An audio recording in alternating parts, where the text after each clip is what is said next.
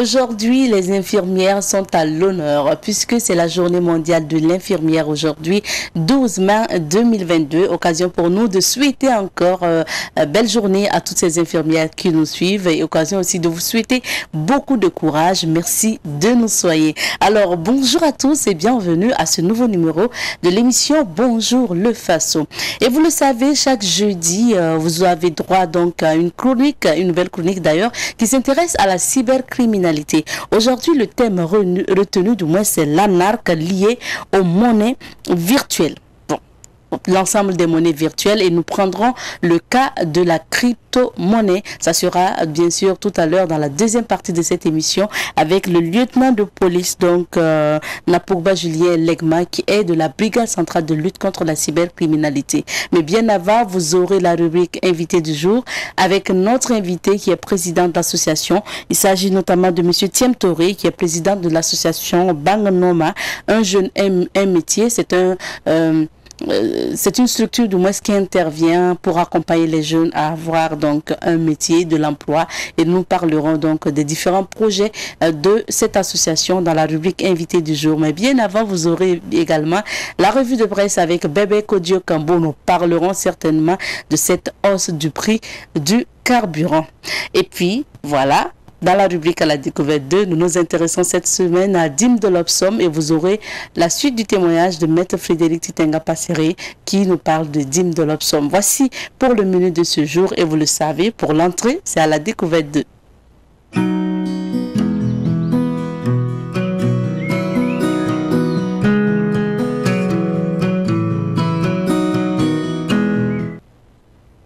Une semaine consacrée à Dim de l'Obsom, un des premiers intellectuels de la Haute-Volta, maintenant Burkina Faso. Il faut le rappeler, Dim de l'Obsom a été également chef de Sao, Nabok Koutou, donc le roi fer. Alors, il faut rappeler que André Augustin Dim de l'Obsom Ouedraogo, c'est son nom, à l'état civil, est né en 1897 dans le village de Sao et le prénom Dim de l'Obsom vient de l'expression Mouaga. Dimaro la somme qui s'est fait, il a rendu les bienfaits. Alors, il faut rappeler que Dim de l'Obsom a été donné par le Moronaba Ouobgo, à qui le père de Dim de l'Obsom a été fidèle. Aujourd'hui, il faut rappeler qu'il y a une rue qui porte le nom de Dim de l'Obsom. Et puis, bien sûr, il faut rappeler également que cet intellectuel et chef traditionnel nous a malheureusement quitté le 13 juillet 1940. Et selon justement les sources, sa mort.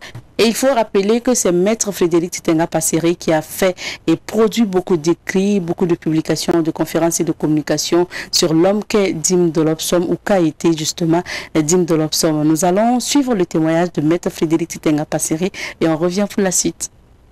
Pour la dénomination de la province du Kourou-Ego, à l'époque, l'administration, le gouvernement, ils avaient jusqu'à 9 noms proposés. Mais la personnalité qui est venue a dit, dans les 9 noms, il y a un nom, Kourou-Ego, beaucoup de gens sont contre, parce que Kouré, c'est les funérailles. Ça fait tristesse et ça ne va pas. Il dit, mais c'est justement ça qui est le nom.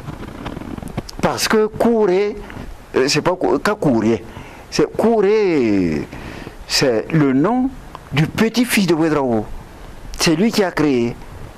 Et comme à l'époque, la zone était occupée par les Nyonsé, Kouré est arrivé dans la région et tout le monde a pris la fuite. Le Tengsoba se cachait, c'est-à-dire le tamarinier ou quoi, bon, il se cachait là-bas et la nuit il descend, il monte sur les carités, il mange un peu les fruits et tout. On l'a découvert. On l'a amené devant Kouré et Kouré a dit, mais fouya bon, un sort de mam team. Il dit, un sort de mam team. Qui tu es pour me danser avec tes fétiches, en te cachant et en venant la nuit. Et la zone a pris le Sao. Ça vient de Sao de mam team, ce que Kouré a dit. Et donc, voilà comment Kouré s'est installé là-bas. Et c'est le Kourou-Ego. Comme c'était celui des Nyonsé, les commandements des Nyonsé de Ouero, au lieu, pendant qu'il y a Cour Tenga comme Ouvri Tenga, mais on a pris le langage de Yonsé, d'où le nom Kourwego. Et sous le Naba Pemsi, on a un village qui existe toujours aujourd'hui, c'est Dintere. Le chef de Dintere est venu même voir il y a quelques semaines, c'est le chef de Boussé. Et le chef de Dintere va dans un village qu'on appelle Vert. Et tous ceux qui viennent saluer le chef d'intérêt, c'est une chèvre. Et lui dit, il y a Métiam Teng, il y a Vert, mais il y a Boussé. Vous dites que le village s'appelle Vert. Or, ce sont des chèvres. Et le village en question a pris le nom de Boussé, c'est-à-dire chèvre. Et la population de Boussé a dit, dites au roi, au chef de Sao, que de nous envoyer son fils pour être notre chef. Et le chef de Sao a envoyé son fils, qui est devenu le chef de Boussé. Ce qui fait que jusqu'au jour d'aujourd'hui, le chef de Boussé, c'est le fils du chef de Sao. Et le Moro Naba Wobro, qui venait d'arriver à son poste de Moro Naba, a dit au Lalé Naba Wobro, la capitale de Lalé c'est Siglé, qui n'a qu'à changer de nom, parce qu'il ne peut pas y avoir deux Wobro dans la brousse. Et le Naba Wobro de Siglé, qui est un homme terrible, ça tout le monde parle de Lalé Naba Wobro, il a envoyé dire au Moro Naba que lui il était Wobro avant que la mère du Moro Naba même ne naisse. Et donc c'est lui, Moro Naba, qui doit changer de nom. Et le Moro Naba Wobro, l'homme terrible qui a affronté la colonisation, a envoyé dire qu'il va envoyer le grand ensemble le tuer. Et l'Alé Naba Wobro, il était spécial parce qu'il a des griots. Lui, c'est le tam-tam de sel qui battait, et par moments, c'est le tam-tam qui répond. Il lève la tête comme ça, disant au tam-tam de répondre. Et le tam-tam a dit, j'ai dit en moré, après je traduis, il dit, noir n'y raconte tout son sang. N'a pas comme au jour. Noir en sang, la tambendre, tiel kala. Noir n'y raconte tout son sang. Pour qu'il me doit, noir en sang, la tambendre, tiel kala. L'anus de la poule ne choisit pas ses lieux pour déféquer. Sur la natte, sur la peau, la natte du Naba, une poule a déféqué. Il y a même piétiné pour éparpiller. Il n'y aura aucun problème. Sur la natte de la reine, une poule a déféqué et a piétiné et éparpillé. Il n'y aura pas de problème. Sachez que dans la coutume, le Mouara ne tue pas un poulet pour le plaisir. C'est interdit. Soit il tue parce que c'est un étranger, oui, soit il tue parce que c'est la fête Baska, soit il tue pour accueillir un étranger, mais on ne se fait pas tuer un poulet parce qu'il a déféqué sur votre natte et tout. C'est pour dire au Moro Naba, moi et l'Alé Naba, je me moque de tout. Je peux déféquer partout, même sur votre natte là. Vous ne pourrez rien me faire. Donc voilà tout le problème qui s'est posé. Et imaginez-vous que dans cette querelle, Yogo, le père d'une de nos sommes, a pris fait et cause pour le Moro Naba Wobro. Voilà que la colonne voulait chanoine, en septembre 1996, prend Ouagadougou et chasse le Moro Naba Wobro, qui se réfugie à Kounda. Je précise pour la petite histoire, on a pris Ouagadougou en septembre 1896. En septembre 1996, Maître Passeri a été à Kounda. J'étais à Kounda faire mes recherches pour voir le quartier, l'état-major du Moro Naba Wobro quand il s'est installé là-bas. Le Moro Naba Wobro, il a fui et il s'est retrouvé à Kounda. Il n'était plus Moro Naba. Mais la colonne voulait Chanoine quand elle venait. Passer par Yako. Ils ont même tué le chef de Yako. Et tué des gens à chaud. Ils arrivent à Niou. Ils arrivent à Niou et c'est instant, le jour où ils sont arrivés à Niou, que le chef de Sao est mort. Yoko. Il est mort. Et des conséquences parce que s'il y a la mort d'un chef, il y a armistice, il n'y a plus la guerre. Et donc ça a été une conséquence pour le Moro. Bon, toujours est-il que celui qu'on a nommé, il est allé à Kounda tout en sachant que le Moro n'avait été déchu par les Blancs. Et il s'est fait nommer chef de Sao. Et voilà qu'un an après, il a un enfant. Le Moro Naba Wobro, il a remboursé les bienfaits. C'est-à-dire, mon père l'a soutenu contre l'Alé Naba Wobro. Et bien que déchu, mon père a été là-bas pour se faire introniser roi de Sao. Donc, le Moro Naba n'a pas oublié les bienfaits de mon père. Et il a remboursé les bienfaits de mon père. Rembourser les bienfaits, ça se dit en Moré, Dim de l'Opsom. Le roi a remboursé les bienfaits. Alors, vous écoutiez à l'instant le témoignage de Maître Frédéric Titenga Passéré. Pour rappeler, il est chef coutumier, il est homme de lettres et de culture, il est avocat. Et il nous parlait du Dim de l'Opsom. Aujourd'hui, c'était l'origine donc du prénom Dim de l'Opsom que nous relatait ici Maître Frédéric Titenga Passéré à travers le rappel historique donc des conquêtes, mais également donc des successions au niveau donc des descendants de Dim de l'Opsom. Merci à Maître et puis nous disons merci également à l'équipe technique qui était sur place pour nous. Et pour la suite, nous allons nous informer à travers la revue de presse.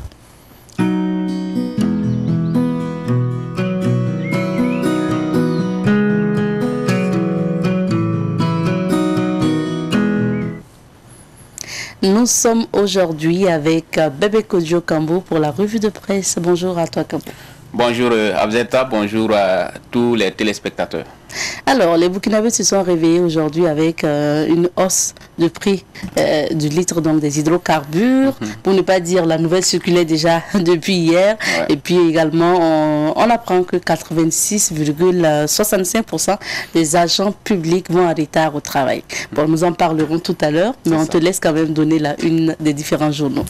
Merci Abzeta. Et pour les unes ce matin, nous débutons par l'Observateur Palga. À la une de l'Obs, on peut lire attaque maison d'arrêt de Nounan, les détenus fugitifs invités à se faire enregistrer.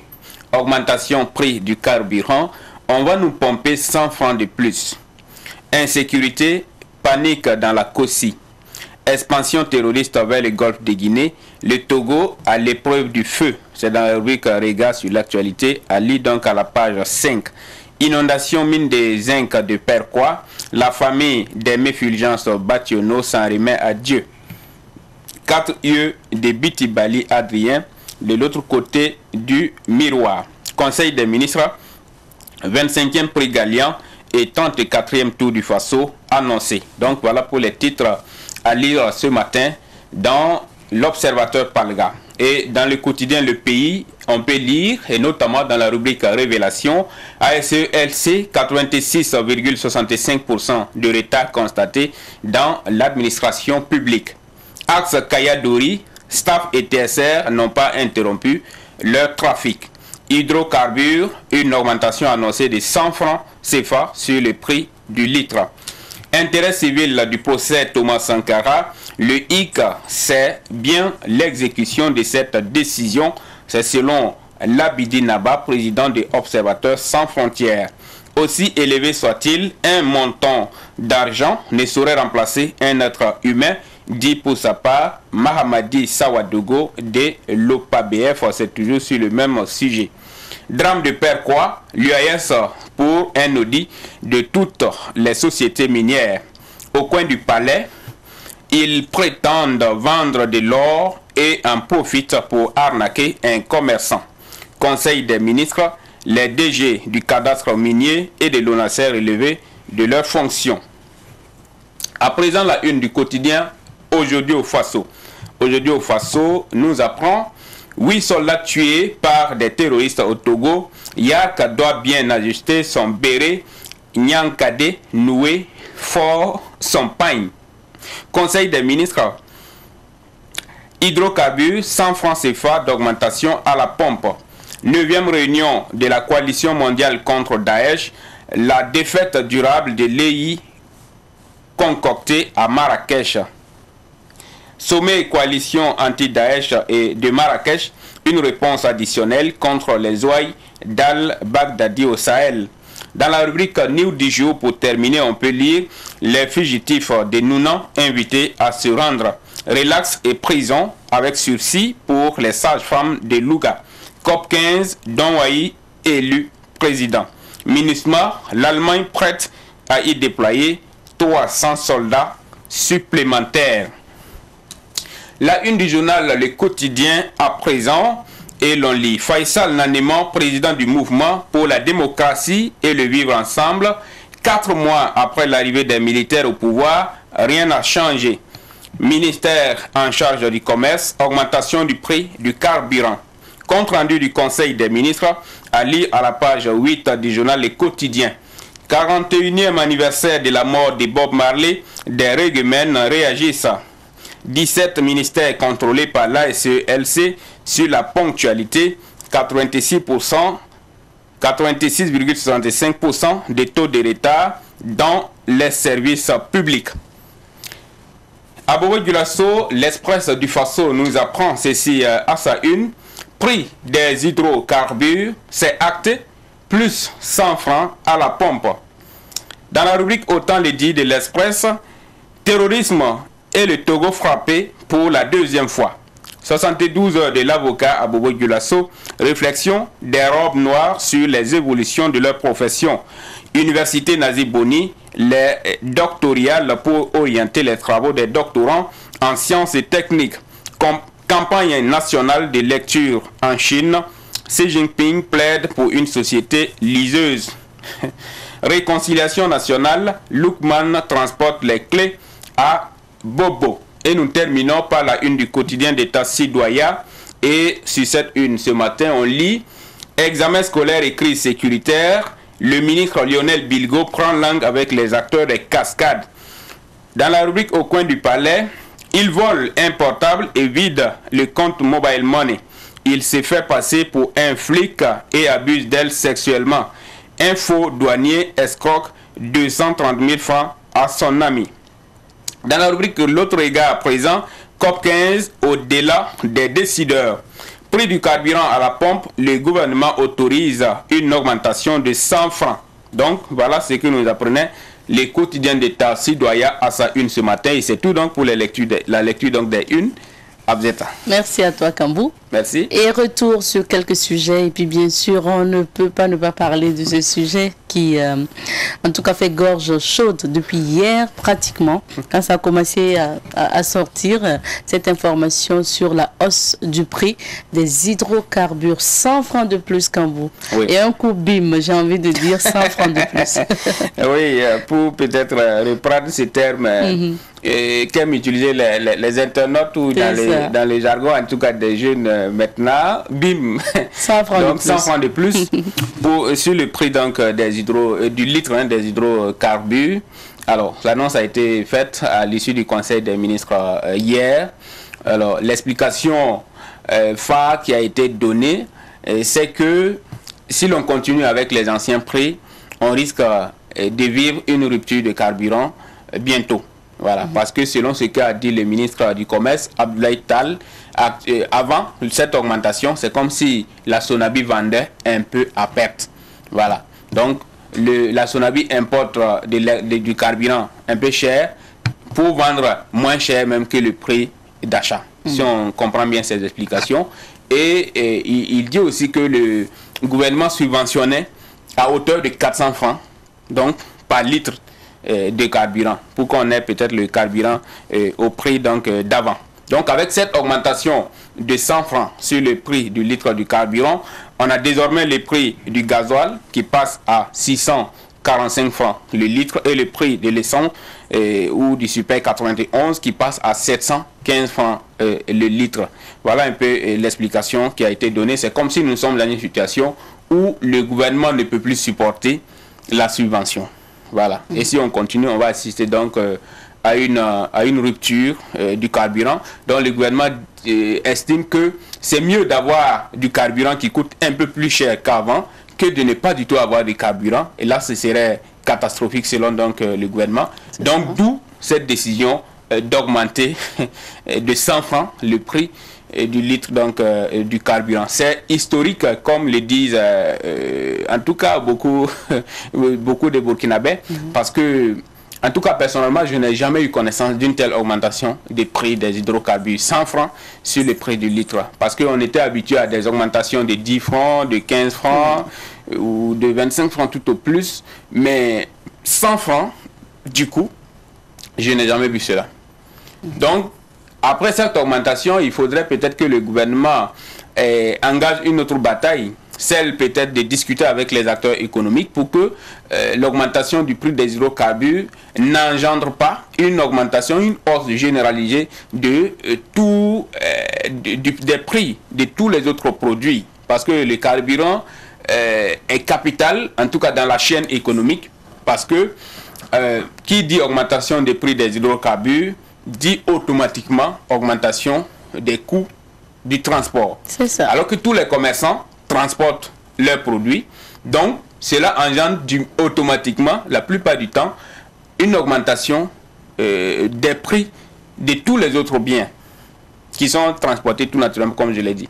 Donc, le gouvernement est conscient de cela. Quand on écoute en tout cas le ministre des Transports, Abdoulaye Tall, il dit que ils vont engager des discussions avec ces acteurs-là pour ne pas qu'on assiste à cette hausse généralisée des prix donc de tous les autres produits. Je crois qu'il faut faire cela.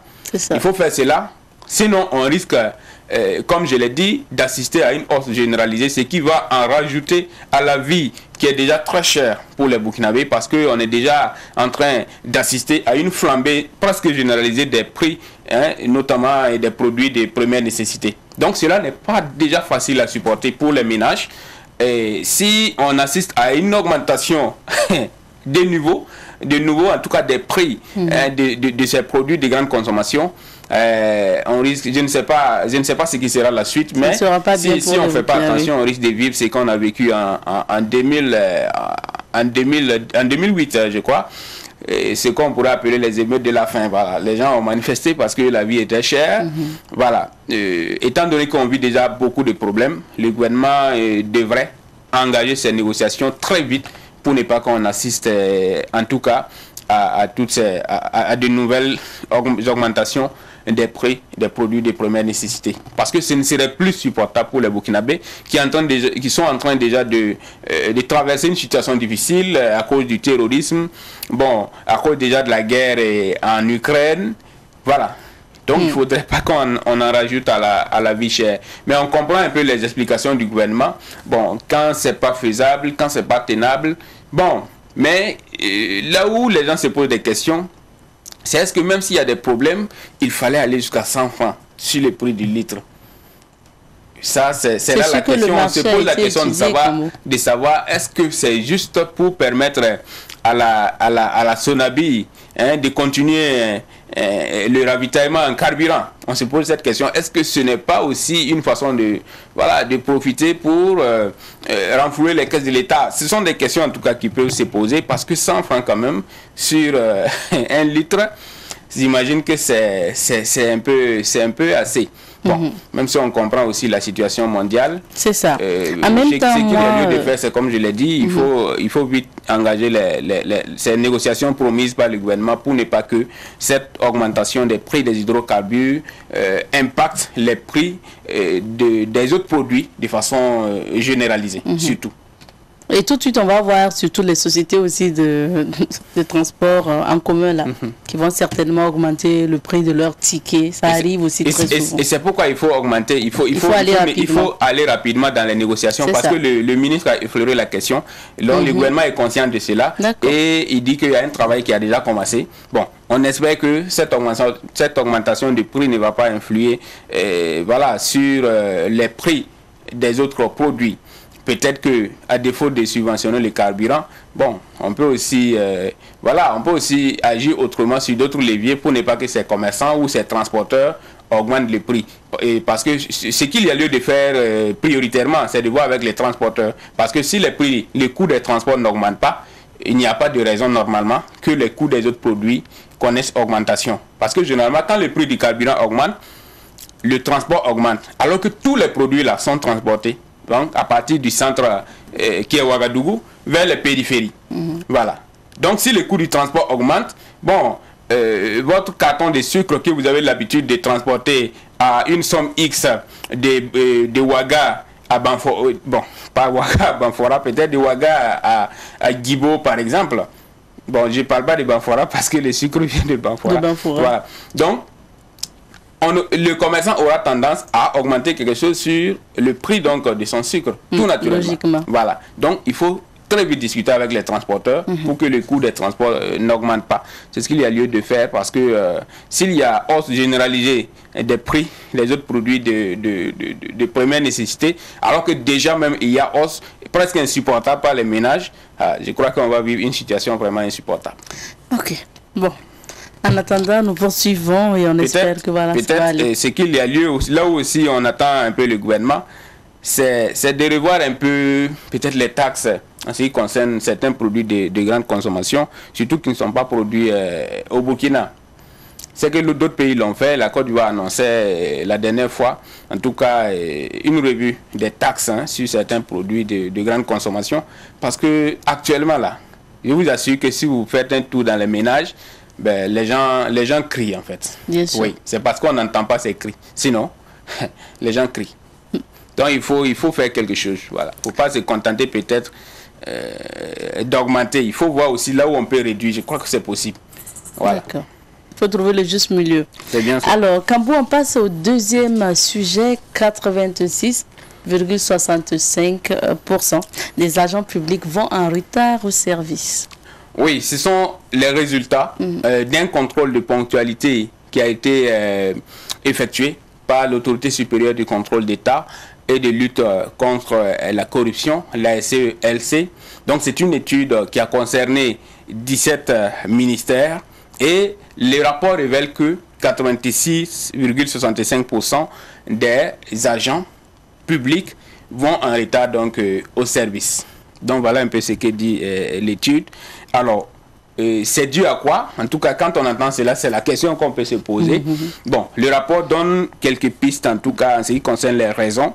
Et la première raison qui est donnée par la CELC, c'est l'absence d'un mécanisme de contrôle de présence. Le manque de bureaux pour certains fonctionnaires. Parce qu'il y a des gens que vous connaissez très bien, souvent, qui sont affectés dans des ministères où ils n'ont même pas de bureau. Ça aussi, c'est une autre réalité. D'accord. La précarité des conditions de travail. Il a aussi ressorti l'insuffisance des toilettes dans certains services. Donc, vous partez dans un bureau, vous ne trouvez pas les personnes. Bon, elle est en train de se mettre peut-être à l'aise quelque part parce qu'à côté, dans son service-là, bon, il n'y a pas de toilettes, par exemple. Non-définition des délais de traitement des dossiers dans tous les ministères. Voilà, il y a des ministères qui l'ont fait. Je sais qu'avec le ministre Seni Mamadou Ouedraogo, qui était à la fonction publique, en tout cas ceux qui ont visité ce ministère disent qu'il y a des délais. Ça veut dire que lorsque vous arrivez, lorsque l'agent arrive le matin, il y a un certain nombre de dossiers qu'on dépose sur sa table et il dispose d'un certain nombre d'heures pour les traiter. Et quand il finit, on les prend. Puis on lui envoie un autre dossier. Et c'est organisé de telle sorte que l'agent, en rentrant chez lui à la descente, ne laisse aucun dossier sur sa table. C'est-à-dire il doit traiter tous les dossiers qui ont été déposés. Un nombre de dossiers par jour. Par jour, voilà, à traiter. Et c'est disposé de telle sorte que tous les agents sont assis voilà, dans une même salle, tout le monde se voit, et vos supérieurs aussi vous voient, ils vous regardent. Voilà, donc de telle sorte que personne ne peut s'amuser en fait. Donc c'est un exemple peut-être à suivre par les autres ministères. Bon, si ça va continuer bien sûr dans ce ministère également. Il est aussi évoqué la complaisance dans l'évaluation des agents publics, l'absence de sanctions ou la méconnaissance des procédures disciplinaires souvent par les supérieurs hiérarchiques. Donc voilà un certain nombre de raisons qui expliquent un peu ces retards. Bon, à cela, tout naturellement, c'est vrai que j'ai pas lu tout le rapport, mais à cela, il faut ajouter tout naturellement l'incivisme, parce que il y a des bureaux où toutes les conditions sont réunies, mais cela n'empêche que voilà, les gens soient peut-être en retard. Donc, bon, ce qu'il y a lieu de faire comme commentaire par rapport à ces sujets, c'est peut-être inviter nos décideurs à revoir le modèle même de notre fonction publique. Voilà. Et cela pourrait peut-être nous amener à nous inspirer un peu du privé. Parce que dans le privé, par exemple, c'est une gestion basée un peu sur les résultats, si je peux le dire ainsi, et les objectifs. Dans le privé, pour nous qui sommes dans le privé, on sait que tu ne rentres chez toi que quand tu as fini le travail que tu as à faire. Alors que dans le public, tu rentres chez toi quand il est l'heure de la descente, même quand le travail n'est pas fini. Oui. Peut-être c'est ce qu'il faut revoir tout simplement. Si cela est revu, je crois qu'on pourra corriger, en tout cas on pourra résoudre un tant soit peu ce problème-là. Vous avez un agent qui a peut-être 10 dossiers sur sa table. Bon, il les traite un peu à son rythme. Et bon, quand il est 16 heures, il dépose le reste et puis il s'en va. Alors que peut-être s'il continuait jusqu'à 17h30 ou 16h30, il allait tout épuiser. Et cela pourrait faire avancer voilà, celui qui a besoin de ce dossier-là pour entreprendre une activité, ou un entrepreneur qui a besoin de ce qu'un dossier soit signé pour qu'il puisse commencer par exemple un travail. Voilà. Donc ce qui a comme conséquence lorsqu'il y a toutes ces insuffisances, c'est un peu, ça joue sur la performance de l'administration publique. Donc tout fonctionne au ralenti, même les avancements des fonctionnaires par exemple. Vous avez des gens qui peuvent attendre un reclassement pendant des années, ce n'est pas fait. C'est vrai que souvent c'est dû à des raisons, j'allais dire des raisons économiques, mais la plupart du temps là, ce sont ces lenteurs administratives et tout le monde parle de lenteur administrative. Voilà, qui font que bon, ça n'avance pas. Et ça joue sur les carrières des gens. Et il y en a même qui meurent sans voir les avancements corrigés. Et ça, par exemple, c'est pas bien. Donc, si on s'imprégnait un peu j'allais dire du privé, ce serait bien. Voilà. Parce que dans le privé, vous pouvez rentrer même à 22h, 23h, si le travail que vous avez à faire n'est pas fini. Voilà. Donc, on peut comprendre peut-être qu'un agent qui rentre à 23h ou à 22h la veille, puisse peut-être venir en retard peut-être le lendemain matin, s'il n'a rien à faire matinalement. Parce que c'est comme je l'ai dit, dans le privé, ce sont des tâches. Et si vous avez une tâche, vous ne pouvez pas la laisser et puis rentrer. Donc, vous pouvez faire un peu votre tâche jusqu'à la nuit. Et s'il se trouve que le lendemain matin, vous avez encore une tâche matinalement, bien que vous soyez rentré peut-être la nuit, vous êtes obligé d'être là, à l'heure pour la tâche qui vous attend. Mais s'il se trouve que vous n'avez pas peut-être des tâches dans la matinée, bon, on peut peut-être tolérer un retard pour quelqu'un qui est rentré à 23h par exemple. Donc peut-être il va falloir s'inspirer un peu du privé pour faire avancer les choses. Peut-être l'autre chose qui est possible aussi, c'est d'encourager l'excellence. Parce que dans nos administrations publiques, souvent l'excellence n'est pas encouragée. Même pareil aussi peut-être pour nos administrations privées. Et de façon générale au Burkina un peu c'est comme ça. C'est d'autres critères peut-être souvent qui entrent en ligne de compte, soit les critères d'affinité ou voilà. D'ancienneté. Je ne sais pas trop, mais bon, l'ancienneté peut-être on peut dire que c'est normal. Voilà, c'est un critère. Partout, les critères d'ancienneté comptent beaucoup quand il s'agit peut-être de faire j'allais dire, de promouvoir des agents. Voilà, mais si on quitte ces critères objectifs pour entrer dans des critères un peu subjectifs comme l'affinité ou bon d'autres critères, c'est un peu compliqué. Ça décourage peut-être ceux qui aimeraient exceller dans ce qu'ils font. Donc, il y a tout ça aussi à revoir. Il y a peut-être la question de la dépolitisation. Par exemple, dans nos administrations publiques, vous avez beau être supérieur hiérarchique de quelqu'un qui est politiquement bien placé, il est difficile pour vous de le sanctionner. Alors que dans la même administration, lorsque l'autre vient en retard, il n'est pas sanctionné parce qu'il est politiquement sous parapluie de quelqu'un. Bon, celui qui est à côté et qui regarde, qui se sacrifie peut-être pour être exemplaire et qui voit que l'autre n'est pas exemplaire, il n'est pas sanctionné, bon, lui aussi, à un moment donné, c'est humain, quoi. Il va peut-être être tenté, bon, de faire pareil, d'autant plus qu'à côté de lui, ça se fait, il n'y a pas de sanction.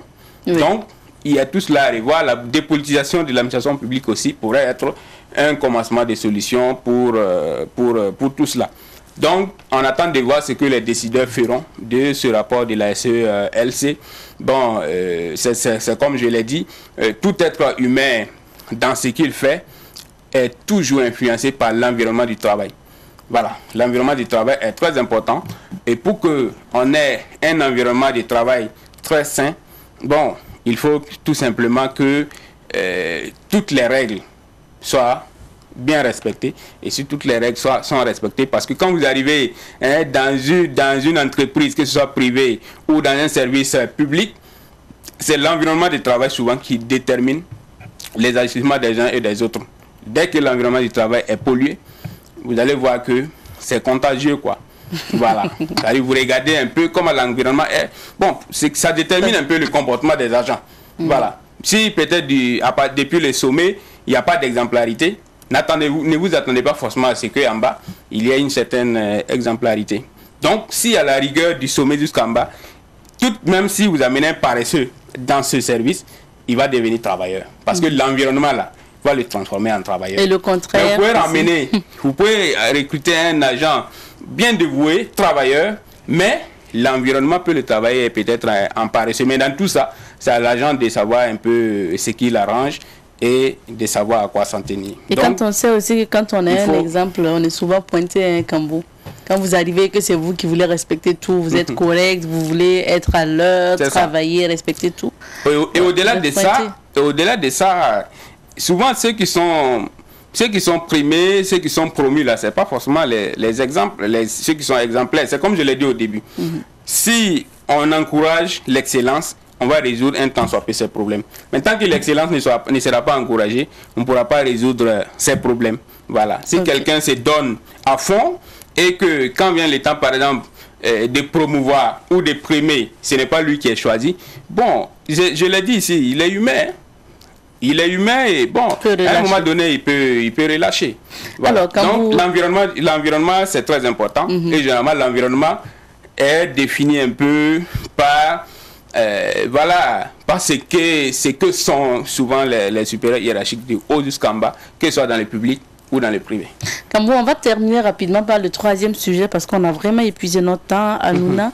Le procureur invite les détenus libérés à se rendre. Oui, on se rappelle encore cette attaque terroriste qui a visé un peu, qui a visé dans la nuit de samedi à dimanche dernier, la maison d'arrêt et de correction de Nouna. Hier également, le conseil des ministres est revenu là-dessus. Le porte-parole du gouvernement Lionel Bilgo parlait d'un nombre de plus d'une centaine de terroristes donc, qui ont perpétré l'attaque.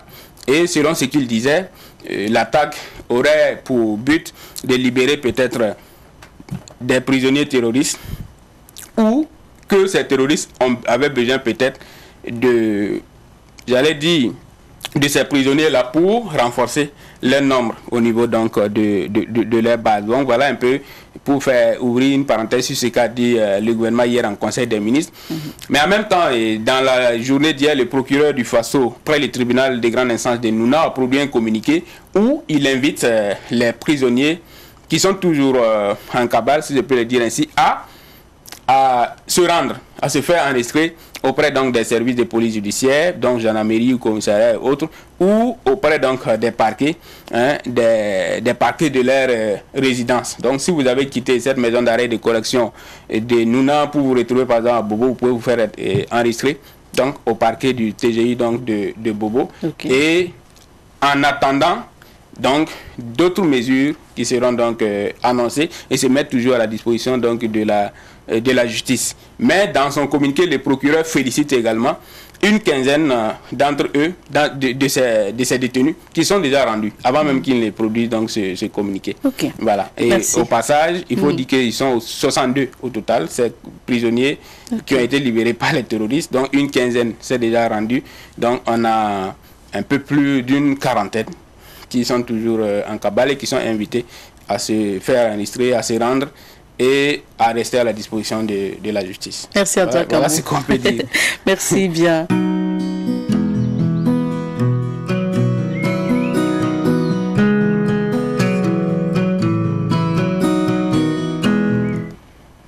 Aujourd'hui, nous recevons pour vous M. Faisal Tiamtoré, président de l'association Banganoma, un jeune, un métier. Bonjour à vous, M. Tiamtoré. Oui, bonjour, madame. Bienvenue sur notre plateau. Ouais, merci. Alors, l'association est dénommée donc Banganoma, un jeune, un métier. Qu'est-ce qui vous a motivé à créer cette association pour commencer? Bon, ce qui nous a motivé à créer cette association a été créée pour but d'aider les jeunes défavorisés.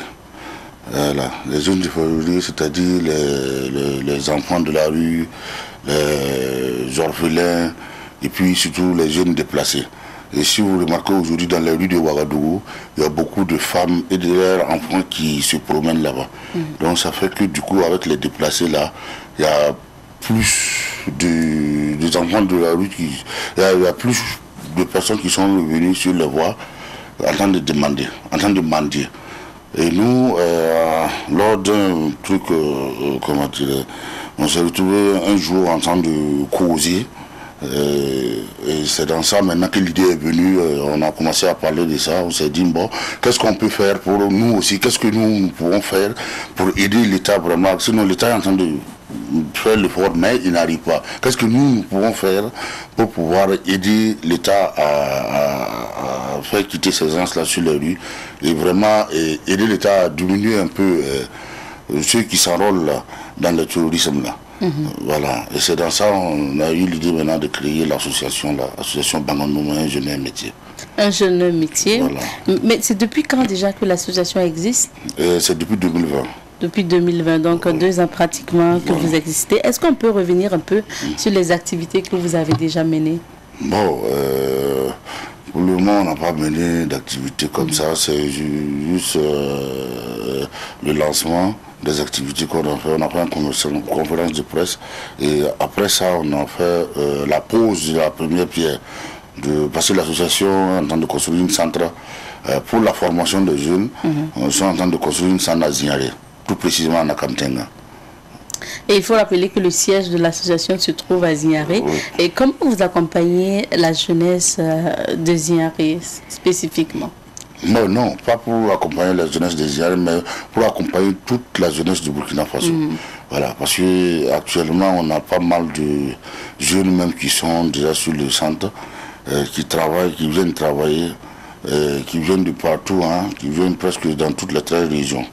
Mais beaucoup, c'est grâce au tourisme là qui les a amenés à Zignaré.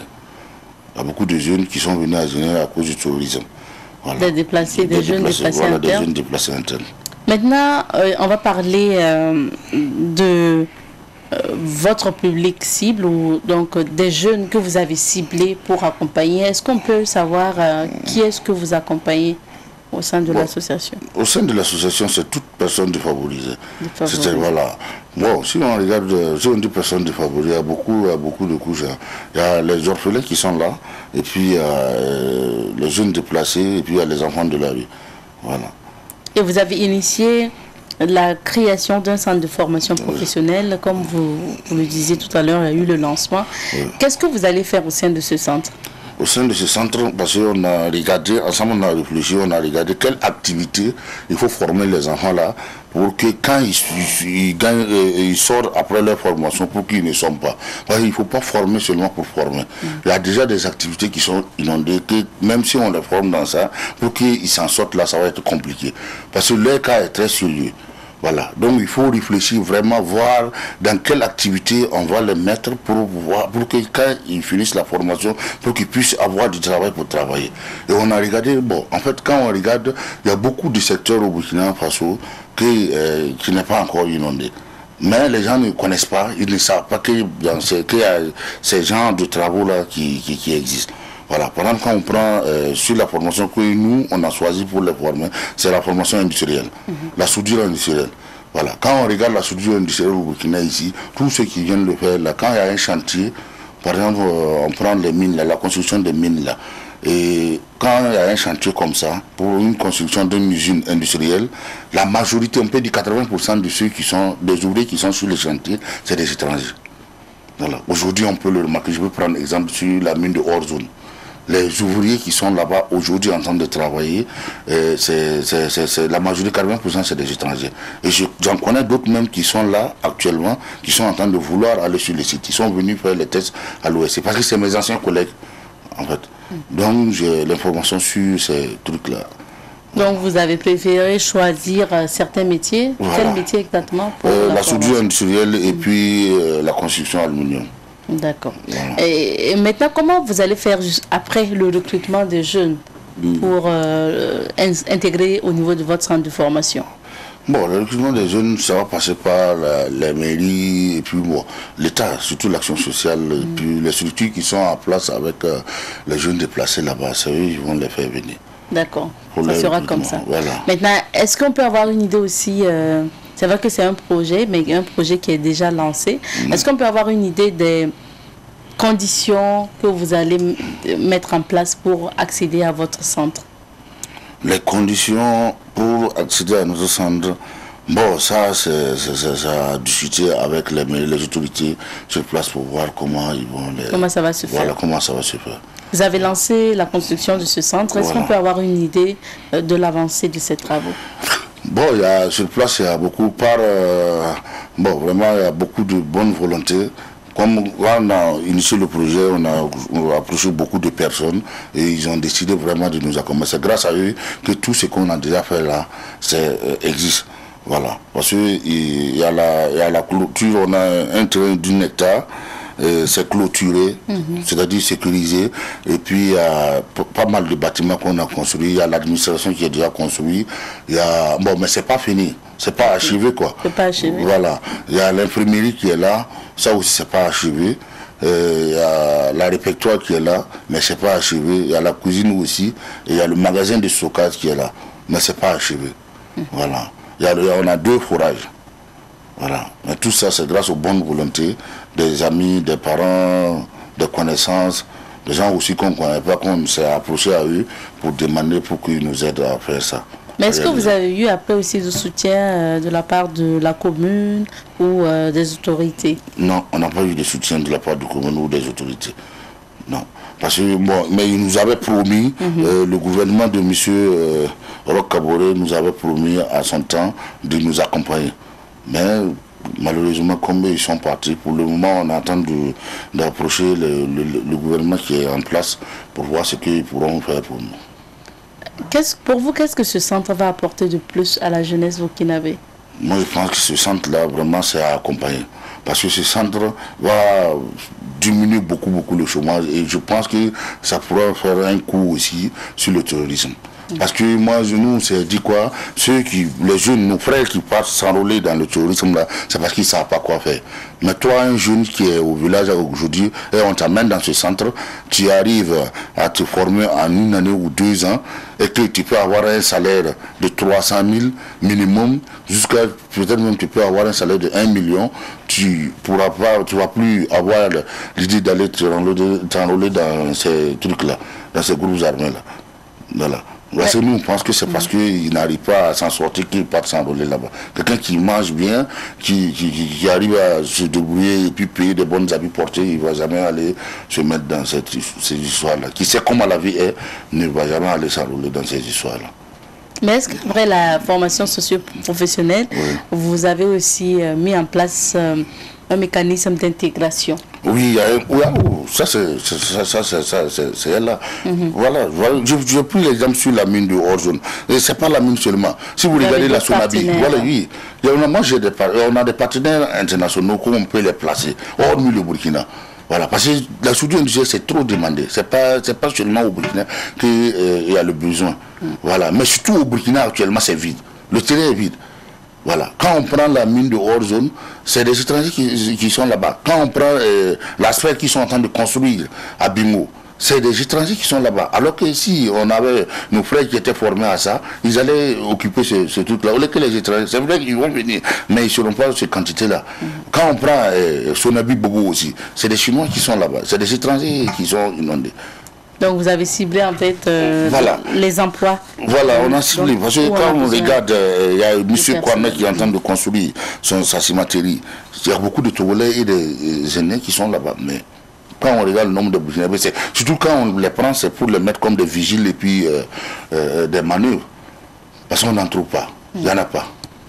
Alors, maintenant, on va vous permettre certainement aussi de parler encore aux bonnes volontés et puis aux autorités, parce que vous avez ce projet-là que vous avez lancé et que vous n'avez pas encore fini. Est-ce que déjà même le budget pour la construction, pour terminer ce centre socio-professionnel est bouclé, ou bien vous avez besoin encore de soutien? Le budget n'est pas bouclé, parce que c'est le soutien, c'est comme ce que je vous ai dit là, c'est le soutien de pas mal de personnes. Je ne sais pas si je peux profiter de votre antenne pour leur dire merci. Il y a le PDG de Honnête. Vous pouvez dire merci à tout le monde. Voilà, merci à tout le monde. Voilà, merci. On pourra pas citer. En fait, on ne peut même pas citer le nom. Parce qu'il y a d'autres, pour 10 soutiens, d'autres peuvent penser que c'est des millions. Non, nous, on ne veut pas de millions. Même si tu as construit ta maison et que tu as une porte même à fabriquer, si tu viens nous donner, on va fabriquer la porte, les enfants vont apprendre sur la porte et le bénéfice qu'on va avoir, les enfants vont bénéficier de ça. On va profiter de ça pour faire rouler le centre ou bien pour finir les constructions. Voilà. Si tu as une tonne de ciment ou bien tu as une tonne de riz que tu viens nous donner, ça peut aider à ce que les enfants la mangent et puis voilà. Tu as de la liquidité aussi que tu nous donnes, vraiment ça peut, voilà, nous on prend, tout ce que tu viens nous donner, c'est nous on prend. Mais si notre base là, vraiment c'est le travail on cherche, parce que si on a le travail là, les enfants vont profiter de ça pour apprendre, et puis, comment dire, les bénéfices que l'association va avoir là, on va faire fonctionner les centres et puis vraiment d'autres personnes vont bénéficier de ça. Et vraiment, on demande à l'État... Le budget n'est pas bouclé. Le budget n'est pas bouclé. Okay. On veut que l'État, vraiment, s'il peut faire vraiment quelque chose pour nous, il n'a qu'à le faire. Sinon, au Burkina, ici, c'est pas facile. Moi, vraiment, quand on a commencé, entre-temps, les membres même de l'association, d'autres même étaient découragés. Parce qu'on dépose les demandes d'audience partout, les gens, c'est difficile de recevoir. Parce qu'ils disent qu'il y a des associations comme ça qui sont venues, des forces d'association, pour mentir, demander du soutien, on les donne après sur le terrain à rien. Mais chez nous, c'est pas comme ça. Celui qui veut, il peut venir vérifier et puis constater ce qui est sur le terrain. Parce que ce qu'on a déjà mis là-bas, là, je pense que ça vaut au moins 200 millions. C'est qu'on a déjà mis pour la construction et puis le matériel qu'on a payé pour venir comment dire, commencer les travaux avec les enfants. Parce qu'on a déjà 60 comment dire, on a déjà 60 personnes qui sont là. Vous avez déjà recruté 60 jeunes? Voilà, 60 jeunes qui sont sur place. Ils sont logés. Ils ne sont pas logés. Ils ne sont pas logés d'abord. Voilà. D'accord. J'avais oublié, effectivement, on veut construire des logements, mais on n'a pas commencé les logements. Voilà pourquoi je n'ai pas cité ça. Parce qu'on veut prendre des internats aussi. Parce qu'après, on va les piocher partout, c'est-à-dire Kongoussi, partout là où il y a les déplacés, on va aller les piocher. Les jeunes qui veulent vraiment le travail, parce qu'il y a d'autres aussi qui ne veulent pas. Celui qui ne veut pas, on ne peut pas le forcer. Mais ceux qui veulent vraiment, de 15 ans jusqu'à 40, tu peux toujours apprendre la soudure industrielle. Et tu ne vas pas regretter aussi. Toute personne qui va apprendre ça, je pense qu'ils ne vont pas regretter. Ah. Voilà. Alors, on voyait justement l'image. Est-ce qu'on peut revenir sur l'image passée des jeunes qui sont arrêtés sur un site? Oui. Nous supposons qu'il s'agit justement du site. Voilà, à Zignaré. C'est à Zignaré. Okay. C'est des pièces, les tuyaux qui sont en train de fabriquer comme ça. Voilà. Merci bien, Monsieur Thiam Touré. Nous tirons vers la fin de notre entretien. Est-ce que vous avez des activités à venir les jours? Oui, on a des activités à venir. Et vraiment, on veut demander l'État de nous accompagner pour ces activités-là. Parce qu'on veut faire l'entrée de la première promotion. Les jeunes là sont là, mais on n'a pas encore fait l'entrée de la première promotion. On compte faire ça le 23 juin. On compte faire ça le 23 juin et on vraiment souhaiterait vraiment que le ministre de la Jeunesse et le ministre de l'Industrie là, s'il peut vraiment ce jour-là venir assister et puis nous accompagner, quoi. Ça allait beaucoup nous encourager de plus. Voilà. Nous espérons que vous avez accompagné de demandes administratives. Oui, on a commencé, on a entamé. Okay. On a entamé. Merci bien. Merci à vous d'être passé. Voilà, merci beaucoup. Restez avec nous. Je rappelle que nous recevions sur ce plateau M. Faisal Thiam Touré. Il est le président de l'association Bang Noma, un jeune, un métier. Il faut rappeler que cette association est basée à Zignaré. Son objectif aussi, c'est d'accompagner notamment les jeunes vulnérables, les jeunes déplacés internes et les jeunes en situation difficile ou en situation de rue à trouver un métier métiers. Il s'agira donc de former ces jeunes au sein d'un centre de formation professionnelle qui est en construction à Ziaré afin de les remettre donc au travail. Question donc de les replacer au niveau donc des centres ou des sites qui pourront accueillir ces jeunes-là pour le travail. C'est ici qu'on va s'arrêter pour notre entretien de ce jour. Et nous poursuivons avec cette émission et cette fois-ci nous recevons donc des annonceurs sur ce plateau. Il faut rappeler que le salon des métiers donc du secteur informel bat son plein depuis le 5 mai et ça va jusqu'au 15 mai. Et nous recevons des exposantes qui sont au niveau donc du Palais de la Jeunesse et de la Culture Jean-Pierre Guingané. Nous recevons également quelqu'un du comité d'organisation et nous sommes d'ailleurs avec Albertine Kwama qui est membre donc du comité d'organisation de ce salon du secteur informel. Bonjour à vous. Bonjour.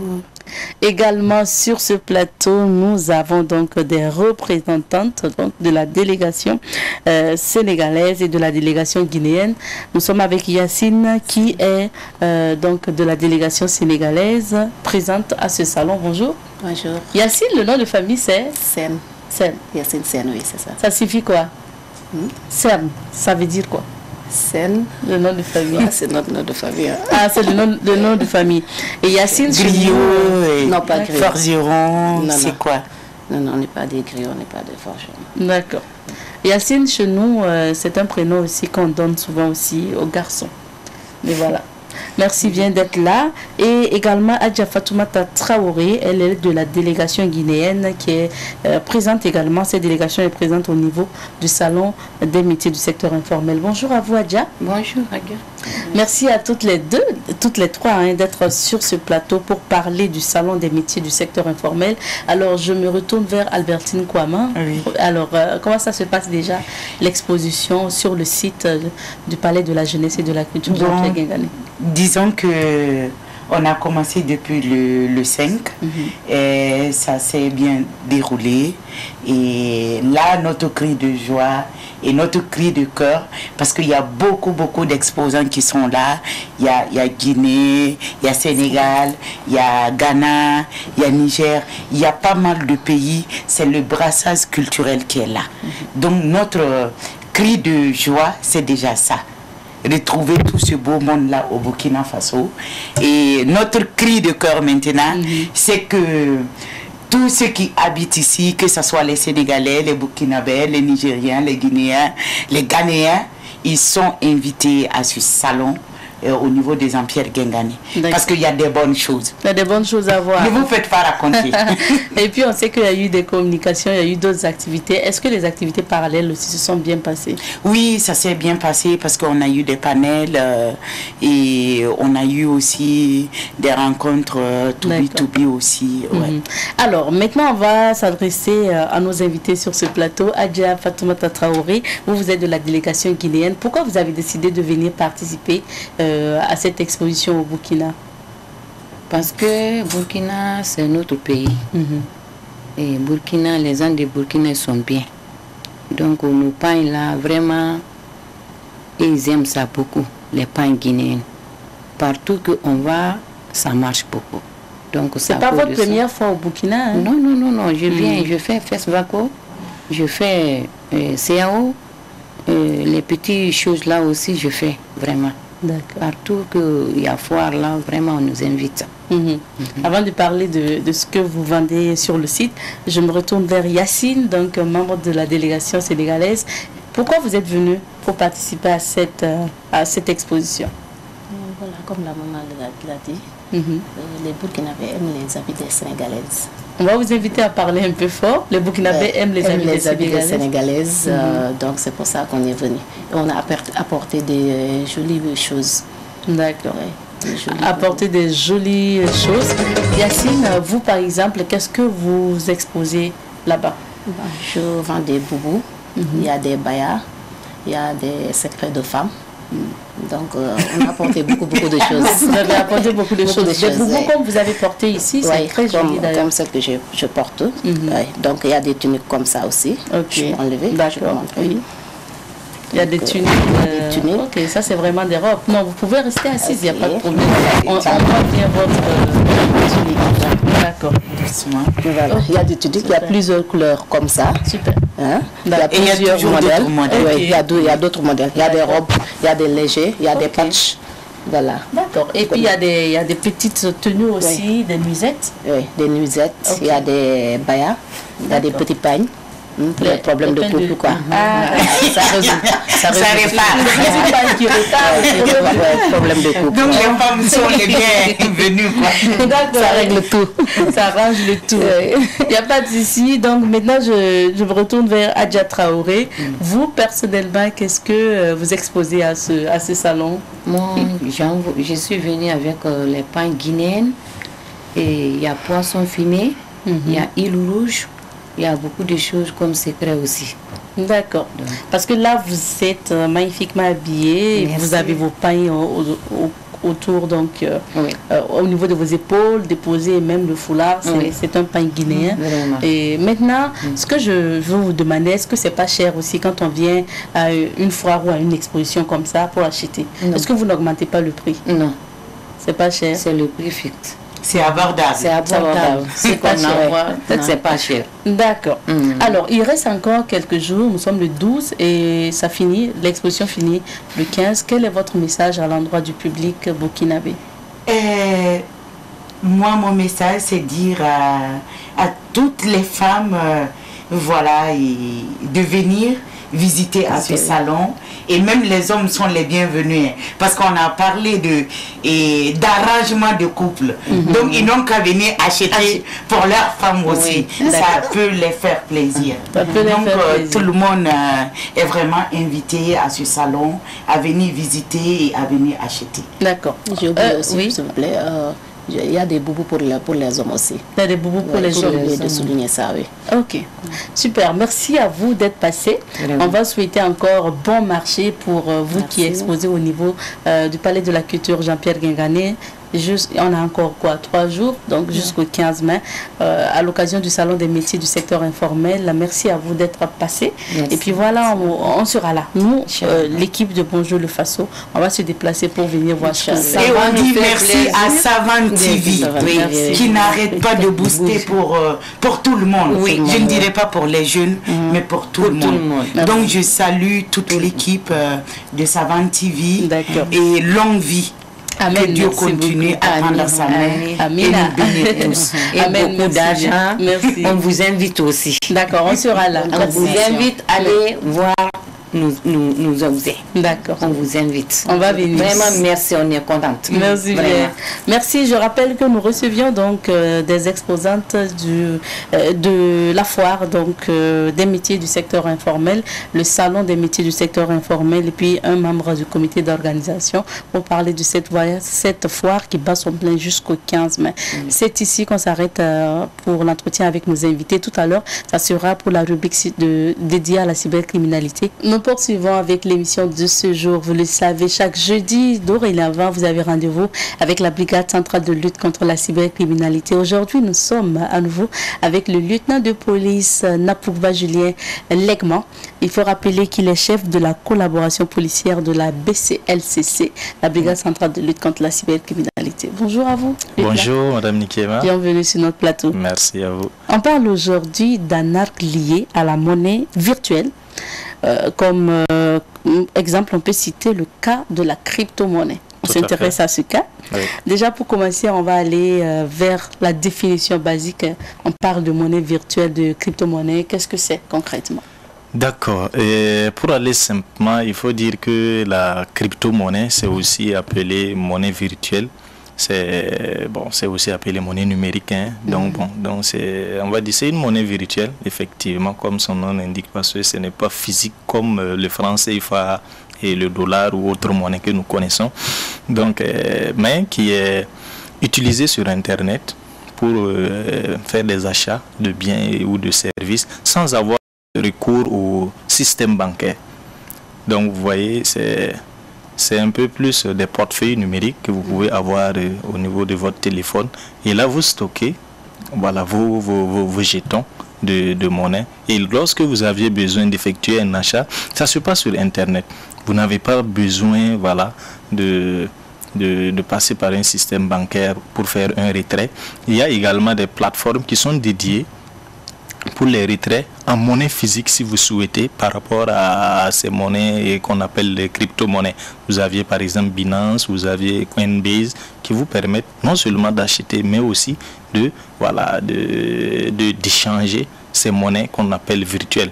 Et ces monnaies se reposent également sur ce qu'on appelle la technologie de la blockchain.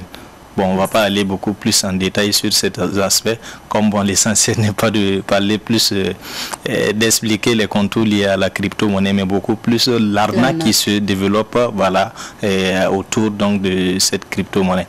Donc, à côté de cette crypto-monnaie, se développe aussi ce qu'on appelle le trading. Voilà, ce sont aussi des opérations d'achat et de vente sur le marché financier et dans l'optique de rechercher une plus-value liée à la fluctuation d'une monnaie qui est cotée en bourse. Voilà, donc il peut y avoir dans le trading, il y a le forex et puis il y a le trading aussi de la crypto-monnaie, de cette monnaie numérique. Monnaie numérique. Maintenant, quand on parle d'arnaque, à partir de quel moment l'arnaque intervient et comment ça se passe généralement? Ok. Et étant donné que ces monnaies virtuelles connaissent réellement un essor considérable, c'est un effet d'entraînement au niveau mondial. Il faut dire que l'une des crypto-monnaies qui est la plus connue est le Bitcoin, qui a été mise en place, je pense, en 2009, par Satoshi Nakamoto.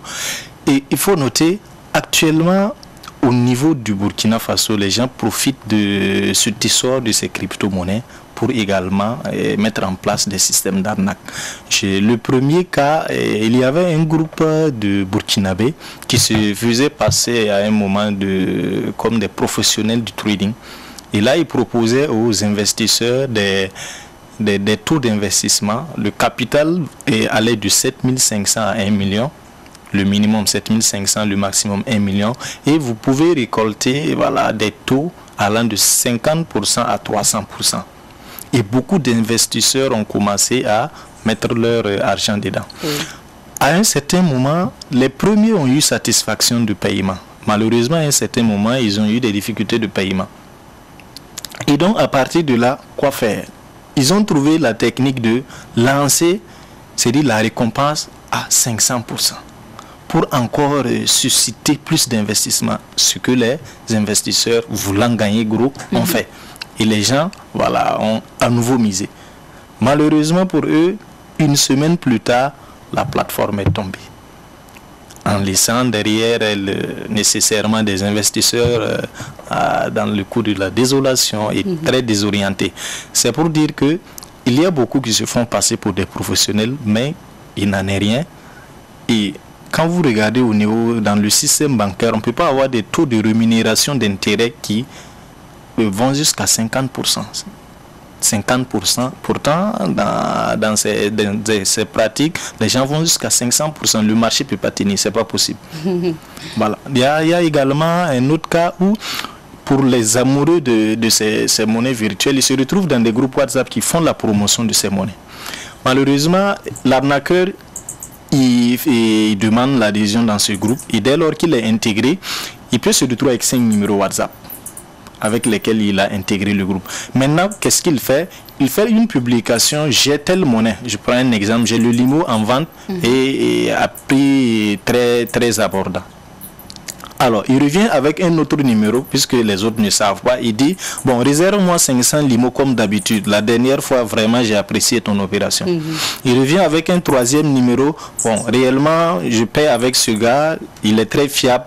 Quand bien même aujourd'hui, je n'en prendrai pas, mais je vous recommande vraiment de faire des opérations avec lui. Le quatrième numéro vient, bon, moi, réserve-moi 1000 limos. Voilà, comme d'habitude. Donc ça suscite déjà, ça met en confiance les autres investisseurs qui également commencent à les contacter. Dès lors que vous les contactez, il n'y a pas de souci, il en a de la disponibilité, il vous donne le prix. Vous dites il n'y a pas de problème, vous commandez pour 200 000 ou 500 000. Donc leur exigence c'est les transferts via les monnaies et les plateformes électroniques. D'accord. Donc il vous dit voilà, de transférer l'argent sur ce numéro. Dès lors que vous effectuez le transfert, il vous bloque sur l'ensemble des numéros et il devient injoignable. Ça aussi, c'est une autre forme. Une troisième forme, c'est qu'ils font des publications sur les réseaux sociaux, voilà, pour faire la promotion de ces monnaies. Et dès lors que vous les touchez, il va réellement vous mettre en confiance en faisant en tout cas l'apologie de l'essor lié à ces monnaies virtuelles, pour vous inciter à miser. Et toujours le principe est clair, il va vous exiger le transfert de votre capital ou voilà la valeur de la commande via les monnaies électroniques. Et dès lors que vous effectuez le transfert, notez bien que il devient complètement injoignable. Et voici un peu comment ça se passe lié par rapport à ces différentes arnaques. Mais je précise que nous avions déjà déféré plusieurs personnes dans ce cas, voilà, qui ont arnaqué d'autres personnes. Il y a des investisseurs qui ont, par manque de professionnalisme également, et des gestionnaires de plateformes de trading, justement, qui ont fait perdre beaucoup de millions à des gens. Et pour la dernière personne que nous avions eu à déférer, le préjudice s'élevait à plus de 300 millions. 300 millions. Qu'il a fait perdre aux investisseurs. Pour dire que les gens pètent gros dans cette pratique. Et au-delà de l'essor que connaît nécessairement voilà, ces crypto-monnaies, il faut noter qu'il y a des arnaqueurs également qui profitent de cet aspect-là pour soutirer de l'argent à des Burkinabés. Déjà qu'on parle donc de risque quand on part dans le trading ou quand on rentre un peu donc dans la crypto-monnaie, parce que c'est une monnaie qui peut chuter ou monter à n'importe quel moment et tout. À fait. Donc il faut faire attention si après il y a des arnaqueurs encore. Oui. Donc on va finir par les conseils, lieutenant. D'accord, très bien. En termes de conseils, il est clair que les rémunérations qui vont de 50% à 300%, le marché ne sera pas soutenable. D'accord. Donc dès lors que quelqu'un vous fait des promotions avec des retours d'investissement qui vont de 300% à 500%, il faut commencer à vous méfier parce que même si vous y rentrez, ça ne peut pas perdurer. On ne peut pas miser petit et puis vraiment avoir beaucoup. Avoir autant. Puisque lui-même, il n'est pas créateur de monnaie. Alors, il faut qu'il parte investir. Il va gagner combien? Lui aussi, il va retenir combien? Il dispose encore de 500% pour vous payer. C'est quasi impossible. Donc, à ce niveau, nous disons à tous les téléspectateurs, dès lors qu'on vous fait la promotion d'investissement dont les taux sont exorbitants, il faut observer assez de prudence. Également, dès lors que quelqu'un qui fait la promotion d'une activité vous exige un transfert préalable, vous ne vous connaissez pas physiquement. Ne faites pas un investissement avec une personne que vous ne connaissez pas physiquement et pourtant vous devrez lui envoyer votre argent et la personne n'a pas de représentation au niveau Burkina. S'il y a un problème, avec qui effectueriez-vous une réclamation? Donc il y a aussi un risque lié à cela. D'accord. Voilà. Et réellement, pour ce qu'on va dire, la facilité, c'est vraiment l'une des choses qui amène à plus de conséquences. Si on suppose qu'il y a assez à gagner, il faut savoir que le risque est également élevé.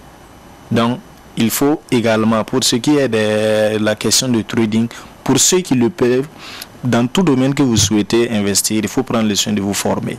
Rechercher la bonne information, trouver les bonnes adresses avant d'y aller et traiter surtout avec des personnes que vous connaissez.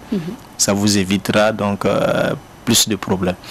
Merci à vous, lieutenant, et puis bien sûr contactez la brigade centrale de lutte contre la cybercriminalité. On va rappeler encore les contacts. D'accord, la BCLCC répond au 25 39 58 42. Nous sommes basés à Bilbalgo, en face de la porte 11 du stade municipal. Nous disposons d'une adresse mail qui est dédiée aux plaintes pour ceux qui ne sont pas à Ouaga, c'est le cybercrime@sécurité.gov.bf.